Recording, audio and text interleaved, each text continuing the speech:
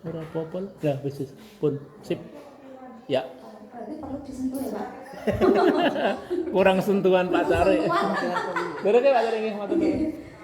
Ya, kita nanti sharing saja perkenalkan. Nama saya seperti yang tertera itu Anjara Purbaningsih. Saya adalah penyuluh KB yang bertugas di wilayah Kabupaten Semin. Kebetulan beberapa belas tahun yang lalu sebelum menjadi penyuluh KB, kami pernah bekerja di Global TV waktu itu. Waktu itu kami bekerja di Global TV, tepatnya di bagian berita atau news gathering atau yang disebut dengan pengumpulan berita, kemudian penulisan naskah berita. Itu sekitar beberapa belas tahun yang lalu waktu masih single. Nah, jadi kita sharing aja karena kita mendapatkan informasi di Giri Subo, terutama di Jeruk Pudel itu sudah ada channel ya, channel di YouTube yang berisi informasi terkait informasi yang ada di lokal Jeruk Pudel maupun lokal Giri Subo. Kemudian juga dari pemerintah Kalurahan sudah difasilitasi untuk alat untuk mengumpulkan, kemudian merekam, kemudian untuk editingnya bagaimana? Selama ini lewat apa editingnya? Editingnya biasanya berarti istilahnya mandiri gitu. Ya ini ya. Dan ini termasuk salah satu terobosan juga ya yang dilakukan oleh pemerintah Kalurahan Jeruk Pudel, karena malah di Kapanewon Semin itu kayaknya belum ada ya yang channel YouTube sampai melibatkan Karang Taruna atau Big Air-nya seperti ini, dan ini sangat kami apresiasi ya untuk kegiatan yang sudah dilakukan oleh pemerintah Kalurahan bersama dengan Karang Taruna dan Big Air dari Jeruk Pudel. Mungkin langsung saja untuk materi kali ini kami sesuaikan judulnya dengan apa yang sudah diimplementasi atau diterapkan oleh pemerintah Kalurahan Jeruk Pudel dan juga Big Air-nya, yaitu bagaimana mengemas sesuatu ya, informasi konten itu menjadi yang sifatnya paling tidak ada prinsip-prinsip ilmu jurnalistik audiovisualnya. Karena apa? Karena kan dalam YouTube ada audionya, ada visualnya. Nah, dan itu yang paling banyak mendapatkan potensi untuk di-view atau dilihat atau ditonton. Sekarang yang namanya jurnalistik surat kabar sudah tergeser dengan media online. Media online. Kemudian media online bersaing dengan media online yang audiovisual, yang tulis itu sudah juga harus bersaing yang sifatnya media online yang menampilkan audio dan visual seperti itu. Bentar, ini saya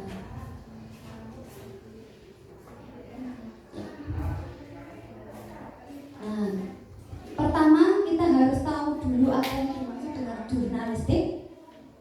Ini enggak bawa ini ya, pointer ya, jadi agak kesulitan kalau mau jalan-jalan. Padahal aku tahu apa sing gelik-gelik. Oh ya, terima kasih ya. Boleh ya mendekat, soalnya adik-adik kayaknya jauh-jauh nggak ada yang mau duduk di depan. Ya, ini definisi jurnalistik adalah aktivitas pencarian kira-kira yang sudah mengoperasikan Jeruk Pudel TV dalam prosesnya mencari atau tidak. Mesti mencari informasi atau mencari sumbernya, mengolah, kemudian menulis dan menyebarluaskan informasi kepada publik lewat media massa. Ini namanya jurnalistik. Nah, media massa di sini ini surat kabar, radio, televisi. Nah, ini juga termasuk media massa yang online. Kalau dulu surat kabar hanya bentuk paper, sekarang surat kabar sudah ada yang namanya surat kabar online. Gitu. Kemudian radio, televisi juga ada yang melalui digital. Sekarang kalau dulu analog ya, sekarang digital rumah, atau juga televisi melalui streaming di YouTube.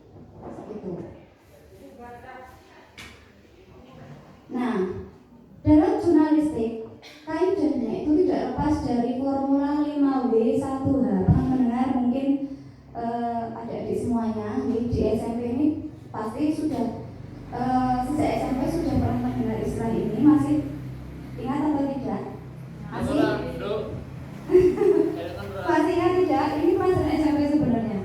5W 1H ini ditemukan oleh Rudyard Kipling dari Inggris ya. Formula ini Kipling. Bukan Kipling ya. Ya 11-12 dengan temannya Kipling.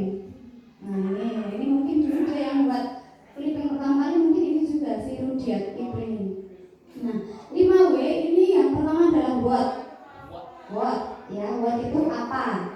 Maksudnya adalah apa yang terjadi. Kemudian who itu siapa? Siapa yang terlibat dalam suatu peristiwa itu. Kemudian why itu mengapa? Mengapa itu bisa terjadi itu kejadian atau peristiwanya. Kemudian when itu kapan? Kapan peristiwa itu terjadi? Yang terakhir adalah where itu di mana peristiwa itu terjadi. Jadi what, who, why, when, where. Itu 5W. Ditambah 1H adalah how. Bagaimana sebenarnya peristiwa itu terjadi, berlangsungnya itu seperti apa. Itu adalah how, bagaimana. Ya, nah ini contoh ketika ada suatu peristiwa ya dalam bentuk tulisan seperti ini. Bagaimana sih tulisan ini mengandung 5W 1H. Ini usul-usul ini kita lihat, boleh dibaca sendiri karena cukup panjang. Ya 2 paragraf, tetapi walaupun hanya 2 paragraf, ini tetap mengandung 5W 1H. Ini. Nah, ini contoh berita analisis 5W 1H-nya seperti ini. Ya, what-nya itu apa sih yang hendak diungkapkan, diinformasikan. Ini ternyata what-nya itu adalah jumlah penduduk miskin ternyata berkurang. Intinya itu, what itu inti berita yang hendak tema atau inti yang hendak disampaikan, informasi yang hendak disampaikan, istilahnya pokok utama itu. Kemudian who, siapa? Ternyata masyarakat Indonesia di situ. Kemudian why, kenapa itu bisa berkurang jumlah penduduk miskinnya. Nah, why-nya karena pertumbuhan ekonomi rata-rata menjadi 7-8%. Itu why, kenapanya itu. Kemudian when, kapan ini terjadi? Penduduk miskin itu berkurang terjadinya kapan? Ya, beberapa tahun terakhir. Itu. Kemudian where, di mana? Apakah di Australia? Tidak, ini ternyata di Indonesia. Ini tulis ke Australia. Ya, walaupun sini perbatasan samudra India lalu Australia kalau di sini. Nah, ini sudah 5W. Lalu 1H-nya how. Bagaimana kok itu bisa terjadi? Istilahnya kayak penyebabnya apa? Prosesnya bagaimana? How-nya ini adalah pemerintah telah menggelontorkan KUR sebesar 34,1 triliun kepada UMKM. Prosesnya seperti itu. How-nya, how itu bagaimana ini? Nah, ini walaupun hanya 2 paragraf tulisan, ini sudah mengandung what, who, why, when, where, how. Ini yang penting itu seperti itu informasi. Komplitnya informasi menurut kaidah Kipling tadi, ya. Nah, kita lihat dulu macam-macam berita karena sudah ada channel ya ini. Di situ banyak sekali memuat informasi, walaupun mungkin hanya sekedar live streaming, ketoprak, live streaming wayang kulit misalnya, tapi juga menampilkan yang sifatnya berita-berita informatif dan edukatif. Kita lihat macam-macam berita, ya. Yang pertama straight news report, ya. Jadi straight news report itu laporan langsung mengenai suatu peristiwa tanpa dan alih-alih, rebat cekap. Biasanya durasinya kalau audio visual itu sangat singkat, paling 1 menit, kadang nggak sampai. Ini. Tetapi walaupun seperti itu sudah mengandung unsur-unsur yang teori atau formula Kipling tadi, tetap harus ada 5W 1H. Walaupun hanya straight news, begitu. Misalnya ya pemberitaan tentang sebuah kecelakaan lalu lintas, bencana atau launching rajin apa atau apa. Nah ini tetap, atau misalnya ada kejadian pencurian, perampokan, pembunuhan, itu tetap ada 5W1H dan biasanya tidak akan memuat durasi banyak-banyak seperti itu, kecuali nanti yang sifatnya report yang lain. Ini yang slide news hanya cukup singkat. Kemudian selanjutnya ada comprehensive news report. Nah, tapi kalau yang ini bedanya, ini lebih komprehensif. Maksudnya itu dari berbagai aspek. Durasinya biasanya panjang. Kalau ini gitu. Tetap 5W1H tetap tidak ditinggalkan, tetapi di situ menggabungkan dari berbagai kejadian atau fakta jeret-jeret, jadilah comprehensive news report seperti itu. Yang penting ada benang merahnya atau kesimpulannya, ada hubungannya gitu. Kemudian depth news report, depth itu mendalam ya, depth itu mendalam. Depth news report itu berita yang merupakan pengembangan dari berita yang sudah muncul. Kadang kalau kita lihat di channel atau di televisi, ada liputan misalnya tentang Sambo, tetapi itu sampai durasinya setengah jam paling tidak. Elastik. Oh, atau berita tentang KDRT Lesti, itu kan mungkin beritanya sudah sejak kapan itu? 1 bulan lalu, 2 bulan lalu. Nah, biasanya selang banyak bulan. Kalau depth news report biasanya seminggu kemudian baru muncul. Karena apa? Nek pas lagi booming itu sifatnya nanti lebih straight.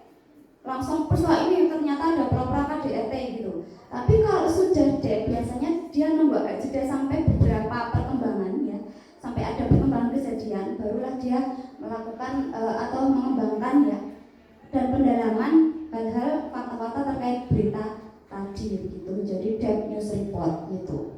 Karena perlu proses untuk mengumpulkan fakta dan menghimpunnya, maka biasanya tidak langsung saat kemarin kejadian, hari ini langsung launching, mengeluarkan, menyiarkan yang namanya depth news report. Biasanya selang beberapa hari kemudian gitu. Ini lanjut. Interpretative news ya, ini adalah memfokuskan sebuah isu atau masalah yang sifatnya kontroversial. Nah ini. Jadi interpretatif juga biasanya durasinya minimal setengah jam ya. Karena apa? Di sini ada proses penilaian atau interpretasi dari wartawan. Ini dalam hal ini adalah adik-adik, begitu ya. Dan pengumpulan dari narasumber, wawancara narasumber seperti itu. Dan digabungkan, ya. Jadi nanti faktanya seperti ini, kemudian menurut narasumber menganalisisnya, interpretasinya adalah seperti ini. Mungkin kejadian Lesti KDRT itu nanti ada pakar psikolog atau mungkin kriminolog misalnya, itu yang memberikan ulasan atau interpretasi. Itu maksudnya mungkin contohnya seperti itu. Ya mungkin langsung feature ini yang biasanya banyak digemari. Jadi sifatnya berita ini ringan, sifatnya berjenis hiburan, dan ini merupakan bagian dari pemenuhan fungsi menghibur atau entertainment feature. Contohnya apa? Contohnya, misalnya ada liputan warung makan dengan tuna bakar terenak. Nah ini, ya pemirsa kita coba makan tuna bakarnya ternyata enak. Itu lebih ke feature karena ringan, kemudian tidak lekang oleh waktu, ya. Kemudian menghibur orang, mungkin senang melihat orang makan, ya. Senang tidak? Jadi kalau melihat orang makan lahap atau enak, ya jadi nonton kan gitu, seenak apa sih gitu. Nah ini termasuk bagian dari penggunaan fungsi menghibur, karena pada dasarnya wong ki seneng nonton liputan sing enak-enak gitu ya, sing sedep-sedep, sing indah-indah gitu.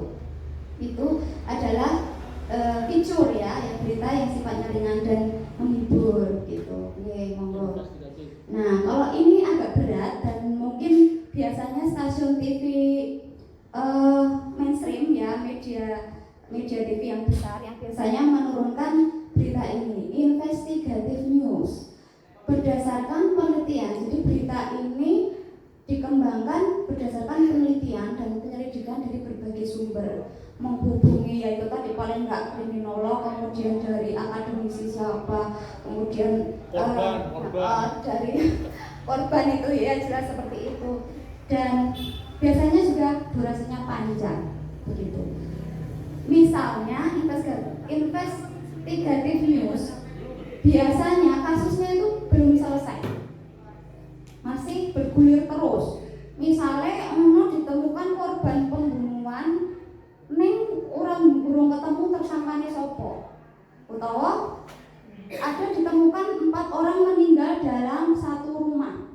Sampai sekarang belum diketahui penyebabnya. Dengar nggak itu di Jakarta apa itu? Ya, itu apa namanya di rumah itu ada 4 orang meninggal. Ya, posisi tidak ada tanda-tanda pembunuhan tapi meninggal. Nah ini sampai sekarang belum diketahui penyebabnya. Itu bisa kemudian dijadikan investigative news. Nanti dari berbagai aspek narasumbernya, mungkin dari psikolognya atau mungkin dari ahli apa ya namanya, istilah ahli pengamat sosial misalnya gitu. Kenapa? Kriminolog juga itu. Kriminolog kalau itu kejahatan ya, kalau ini meninggal tidak ada tanda-tanda kekerasan. Nah ini kan orang bertanya-tanya kok iso. Nah ini kan wartawan kemudian dengan jeli melihat itu dibuatlah berita yang sifatnya investigative news. Jadi kira-kira apa penyebabnya, mari kita ikuti bersama-sama, walaupun juga nanti belum jelas karena belum terungkap, tapi paling tidak orang akan punya banyak informasi. Oh kira-kira paling ini itu kan biasanya membuat orang tertarik kan, penasaran gitu ya. Monggo. Nah ini ya adik-adik, karena channel YouTube itu kategorinya kalau saya melihat adalah audiovisual, itu jelas kategorinya seperti kita membuat liputan atau mengangkat berita seperti berita televisi. Jadi kita kategorikan sebagai jurnalistik televisi. Ini ya, karakteristik jurnalistik televisi itu ada beberapa. Jadi itu yang membedakan dengan jurnalistik lainnya. Karena kan jurnalistik ada yang jurnalistik yang sifatnya apa? Yang bentuknya tulisan ya, tulisan. Kemudian audiovisual itu ada bedanya. Kita bisa tahu bedanya dari sini. Begitu, membedakannya dari sini. Yang pertama, ya, jurnalistik televisi memang lebih bersifat audio dan visual. Audio itu ada suara. Jadi bagaimana memancing audien untuk mendengar. Kemudian visual, melihat bagaimana memancing audien juga untuk menonton atau melihat. Dan ya, bisa dilihat dan didengar sekaligus gitu. Jadi antara audio dan visual itu saling menunjang, nyatu gitu. Begitu maksudnya. Kemudian dalam jurnalistik televisi, gambar sangat utama atau penting, betul tidak? Ya, itu. Apa judulnya bombastis? Ya walaupun thumbnail itu kadang menipu. Iya menipu, buat orang ngeklik gitu loh. Padahal di sini apa thumbnailnya heboh banget itu loh. Itu. Tapi ketika ndelok jerone ngono kan langsung dia nggak lanjut toh. Tetapi dia butuh gambar yang menarik itu loh, apa thumbnailnya heboh. Itu. Jadi memang gambar video itu sangat penting, ya. Kemudian karakteristik yang lain adalah yang disiarkan atau diposting atau yang dibagikan hanya sekilas, ya, cepat dulu, setengah menit nggak sampai 1 menit. Soalnya nek guru diulang-ulang bosan, begitu. Durasi terlalu panjang, padahal informasinya sudah cukup, tidak terpakai, orang akan bosan. Ini makanya harus singkat sebenarnya, kecuali live streaming wayang kulit, sedih somunian begitu. Tapi kalau informasi ya nggak perlu durasi panjang-panjang, kecuali menikmati ikan tuna mulai dari ekor sampai kepala pirang menit ya. Itu. Kemudian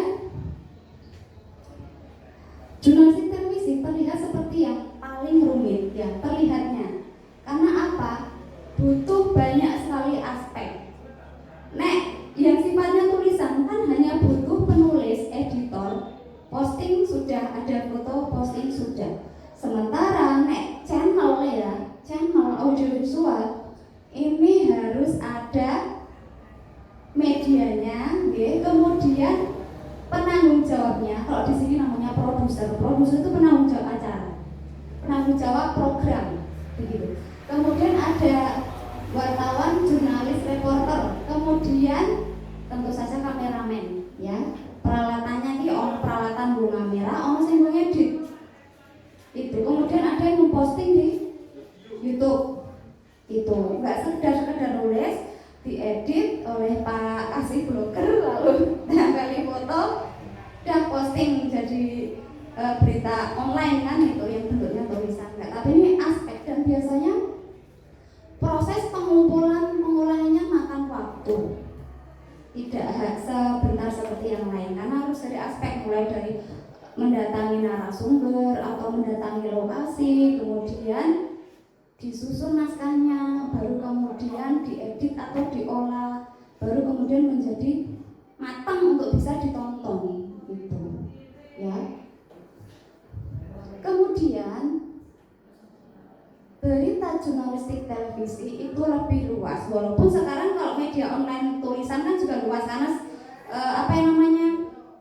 membuat orang dari mana saja belahan dunia bisa mengakses tulisan tersebut. Tetapi dari negara lain kalau tidak memahami tulisan bahasa Indonesia, ya mungkin pakai Google Translate bisa ya? Bisa. Tapi ketika orang luar hanya melihat gambarnya saja, dia biasanya tertarik. Iki opo yo nek bertulisan bahasa Indonesia tok, dia kan harus cari Google Translate. Tapi kalau ketika dia melihat gambarnya, videonya, dia sudah bisa penasaran hanya dengan melihat videonya tanpa mengetahui sebenarnya ki bahasa ini ngomong ke opo.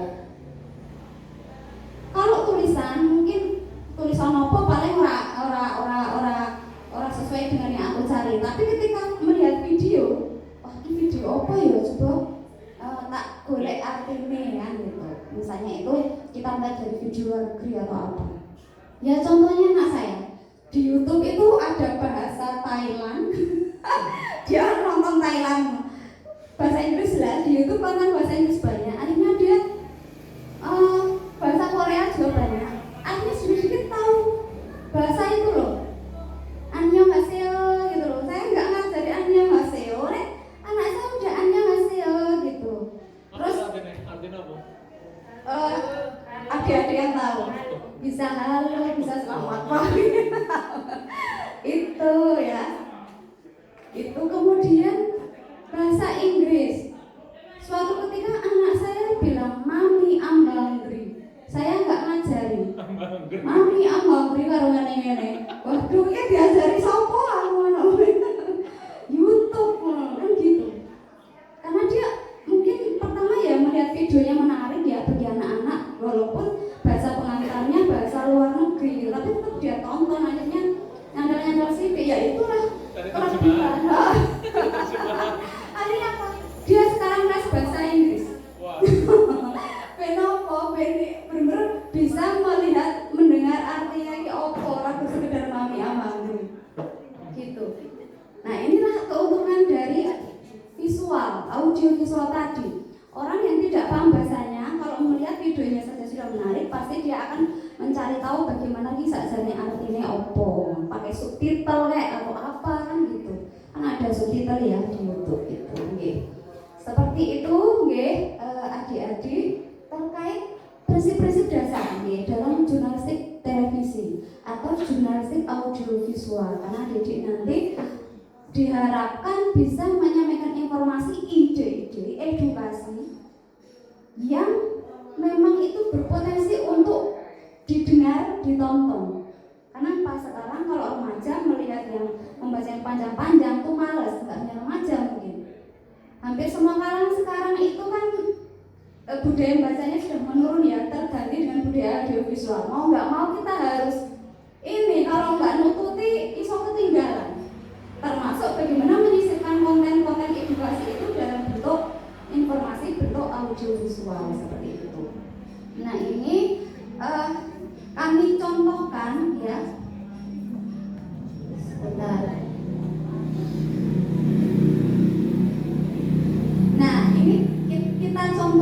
ini contoh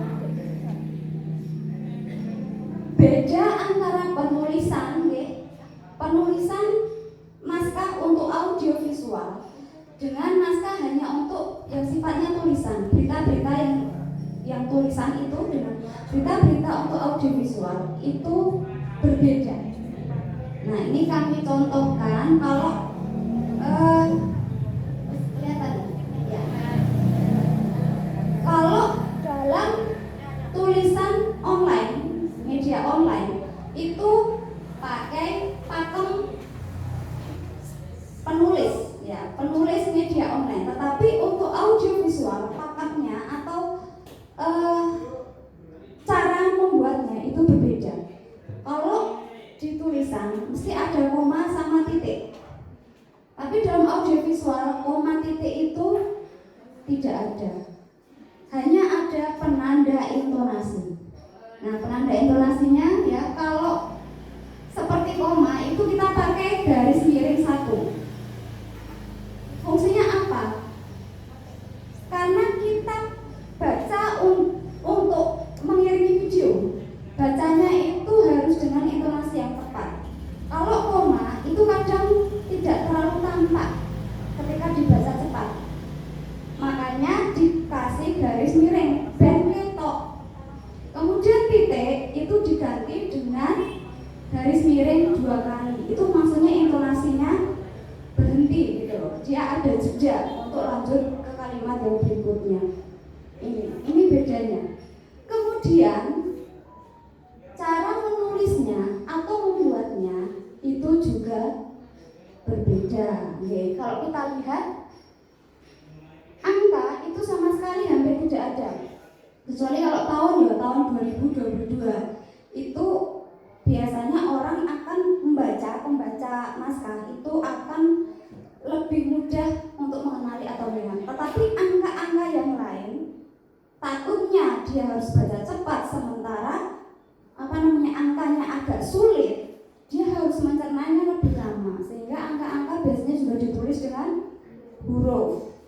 Nah, ini adalah naskah bagi voice over atau bagi reporter. Pernah mendengar kata voice over?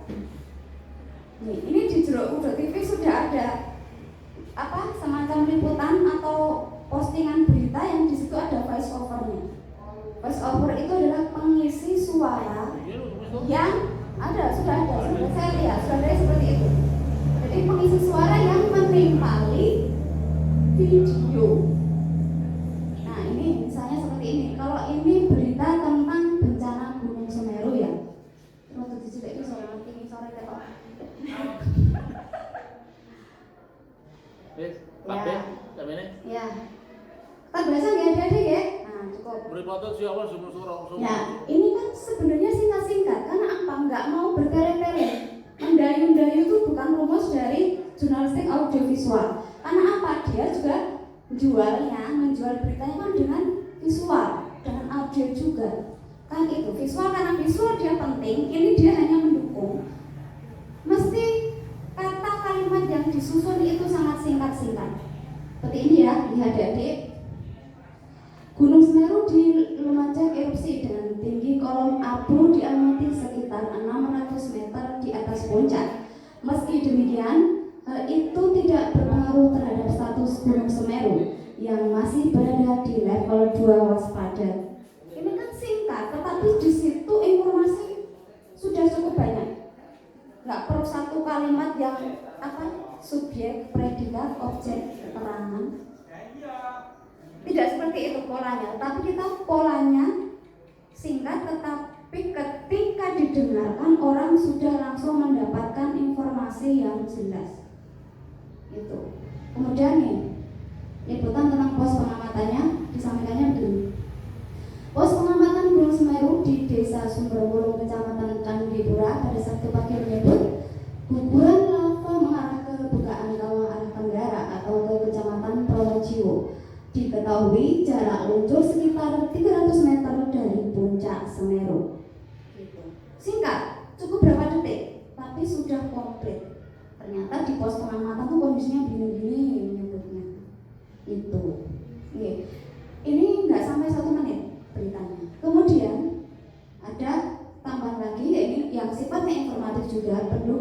dari berita ini. Berdasarkan laporan petugas Badan Penanggulangan Bencana Daerah Kabupaten Lumajang Jumat kemarin, erupsi terjadi disertai abu dengan intensitas sedang hingga tebal dan condong ke arah utara dengan durasi kurang lebih 1 menit 39 detik. Sebenarnya ini kan kayak hanya satu kalimat, tapi sudah konkret. Kita lihat garis miringnya yang 2 kali itu kan cukup satu ya. Yang lainnya hanya garis miring 1 kali. Itu kan berarti sebenarnya hanya satu kalimat kalau misalnya kita pakem liputan tulisan itu. Ya, kemudian mungkin ada lagi contoh berita yang lain. Oh, ini masih ada keterangannya. Meski demikian, aktivitas Gunung Semeru kini masih normal dan warga diimbau tetap tenang dan menjauhi bukaan kawah arah tenggara Gunung Semeru. Nah, singkat, padat, jelas. Itulah jurnalistik audiovisual. Orang tidak mau berpanjang-panjang, paling berulang-ulang sing intinya gelar ngomong kayak gunung meletus gitu, kecuali durasinya setengah jam, sifatnya investigatif news, kemudian tadi komprehensif news, dead news misalnya seperti itu, atau feature. Ada kan liputan makanan itu sampai setengah jam, makanan ini, tapi untuk setiap satu makanan nggak mungkin sampai setengah jam, mesti beberapa makanan, karena kalau satu makanan sampai setengah jam ya bosan, makanya nanti pirang-pirang diliput kan, diberitakan kan gitu kalau seperti itu. Nah, ini berita ini menggabungkan apa yang disampaikan presenter. Jadi yang depan ini presenter, yang satu paragraf ini presenter, yang satu yang berikutnya adalah voice over. Jadi misalnya nanti sudah berkembang ada headline Jeruk Pudel TV. Jadi ada headline setiap jam berapa penayangan berita-berita hari itu misalnya di Jeruk Pudel TV. Ini pasti membutuhkan presenter. Nah, presenter biasanya cukup bacanya 1 paragraf. Gitu. Jadi dia hanya semacam menyampaikan nanti liputan. Ini kalau presenter kan biasanya ketika ngomong belum ada gambarnya, ya kan? Nah, kemudian voice over itu kan mengiringi gambar video. Nah, ini kalau yang belum ada gambarnya biasanya ya kayak intinya misalnya begini. Laga babak 16 besar Piala Dunia 2022 memang menghasilkan kejutan. Spanyol harus mengubur mimpi untuk melaju ke perempat final setelah takluk dari Maroko dalam adu penalti. Sementara di laga lainnya, Portugal melawan Swiss guna memastikan 1 tiket ke perempat final. Lalu setelah itu ada berita visual video, kemudian ada narasinya, ada voice overnya atau ada suara beritanya ini. Satu-satunya wakil Afrika yang tersisa adalah Maroko secara mengejutkan mengalahkan Spanyol lewat drama adu penalti skor 3-0. Dengan kemenangan ini, Maroko mencatat sejarah untuk kali pertama lolos ke babak perempat final Piala Dunia. Sementara di laga 16 besar lainnya, Portugal pesta gol usai melumat Swiss dengan skor 6-1. Di perempat final nanti, Portugal akan menghadapi Maroko pada Sabtu 10 Desember 2022 dan dimulai pukul 22.00 waktu Indonesia Barat. Ini sudah komplit beritanya, tetapi tidak perlu berpanjang-panjang dengan tulisan atau teks. Nah, ini yang membedakan dengan jurnalistik ya di surat kabar, baik online maupun non online ya, maupun offline ini. Nah, jadi ketika adik-adik nanti menyampaikan edukasi atau liputan kegiatan di channel YouTube ya, kalau sifatnya liputan peristiwa jangan sampai berpanjang-panjang. Misalnya nanti 5 menit atau 10 menit, bosan berharap kita mengerti kejadian apa, nanti 1 menit aja sudah cukup tersampaikan. Karena apa?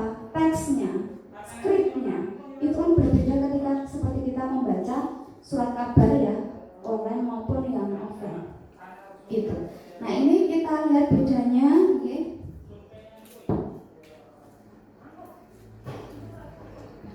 Nah, kalau ini versi surat kabar online ya,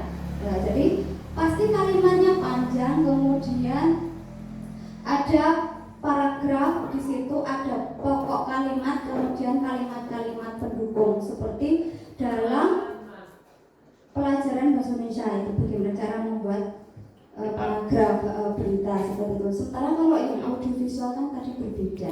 Nah di sini adik-adik ini akan kami bagi satu-satu. Nah ini adalah versi berita surat kabar online, surat kabarnya Pak Sabrul. Itu yang nulis berita online-nya Pak Sabrul. Nah silahkan di belakang dengan adik-adik baca dulu. Di belakang coba dibuat naskah untuk audiovisual. Di belakangnya. Nah, ini kami contohkan yang audiovisual seperti ini. Silahkan cukup 3 paragraf saja nggak apa-apa. 2 paragraf juga lebih bagus. Yang penting 5W1H ada, kemudian kalimatnya menarik, kemudian cara membuat tulisannya juga gini. Tidak ada koma, adanya garis miring 1. Kemudian kalau mau mengakhiri kalimat garis miring 2 kali. Bawa pulpen enggak? Yang enggak bawa siapa? Orang dulu belum itu tonton. Tunggu sing sampake lho kira-kira lho. Ada. Ada. Oh ya sebentar yang enggak bawa pulpen. Sementara yang sudah bawa pulpen atau yang belum bawa pulpen sambil menunggu kiriman pulpen, bisa dibaca dulu, dipahami dulu. Beritanya dicari 5W-nya. Bukan deh. Rumahnya.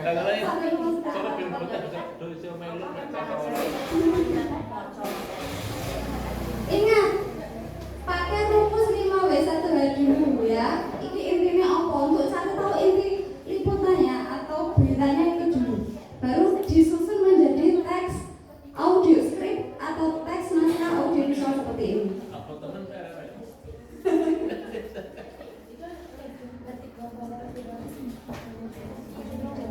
Dipelajari dulu, dipahami dulu. Ya, silakan. Kemudian coba dibedakan dengan ini bagaimana cara menyusunnya.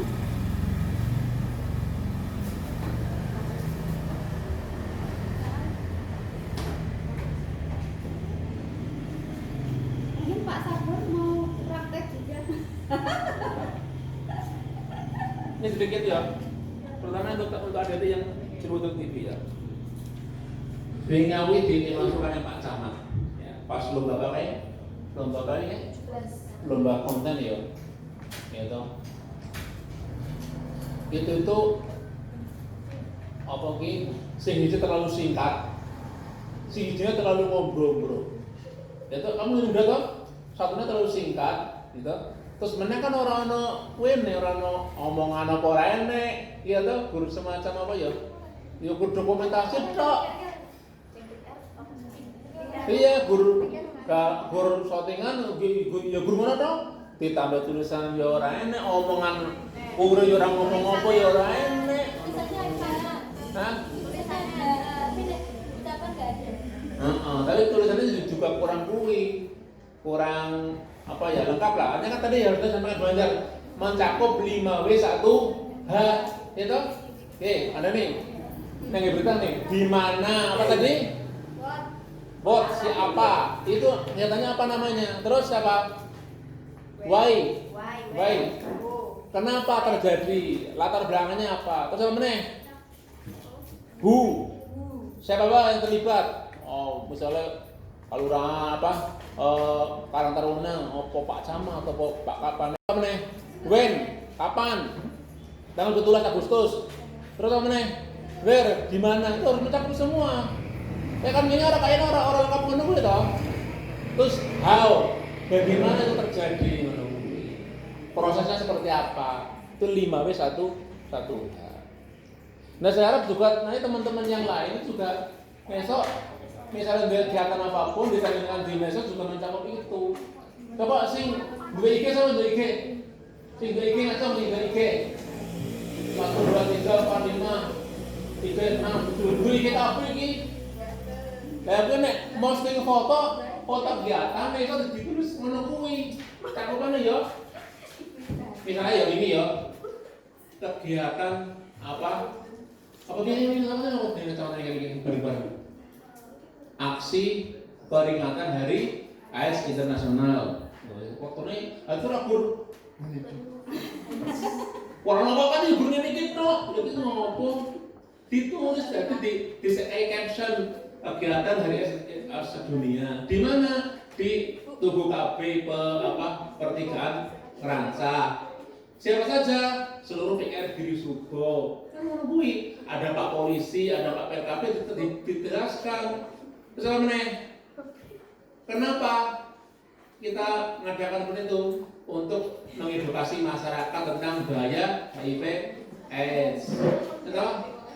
Kapan nilai? Yang satu, dari seperti itu.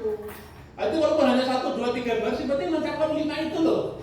Ya, orang guru ini mainnya kalau apa permen, apa mesa ngomong kalau mangap, guru ngomong ngomong. Jadi saya bertanya ada gitu loh. Jadi sih tak jaluk, pengen kirim foto neng IG atau neng Facebook atau dimanapun, so caption sing lengkap mencakup 5W1H. Oh iya. Di awal ini, kau dua TikTok apa IG kau? TikTok dua orang. Nunggu aku lagi TikTok. Kau dua TikTok orang nak?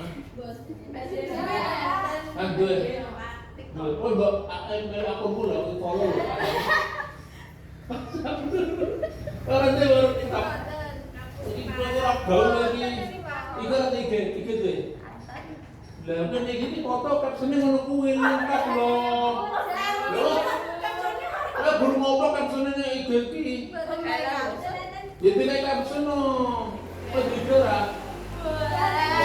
Rasanya yo. Lah. Harus seperti itu. Saya untuk betul ada tapi kalau air kudu niki ngerti. Oh ini aku ki ya. Aku posting dalam rangka dipanggil ya. Aku posting tentang edukasi konco-konco tentang jangan nikah dini, jangan apa nih? Bergaul secara bebas. Ojo narkoba ngono kuwi ojo kok panganan mesti diposting karo mantan. Dua Facebook ora iki. Ora ya. Tapi sing tak jaluk misalnya yang IG iki ngono kuwi. Jadi nek foto ya, kesana lu bisa nggak video. Foto saya minta captionnya itu 5W1H mulai sekarang. Betul. Oh guyu tuh, dulu malah guyu. Lah ini sempatnya macam 5W1H. Orang tunggu yang paling bertinang terus loh. Orang tunggu. Masih sih tak jalur aja nek kok nek posting fotonya sih mengedukasi kancane. Ya, ojo lupakan makan lo. Jadi itu mengedukasi tentang psikologi remaja, jangan merokok, gitu ya. Jangan narkoba, jangan pacaran. Sebenarnya apa tuh kita tidak pacaran ngopo? Iya toh, seperti itu. Dan memang untuk kedepannya ini, walaupun secara khusus gue ada jeruk, tetapi ya orang masalah yang juga belajar. Misalnya kok kapan di YouTube sifatnya gue kayak itu harapannya yang mau sing belajar mau kaki kuwi. 5W1H kuwi. 5W1H. What, why, who, when, where, how. Oh gitu sih. Kalau di gua kanan lagi.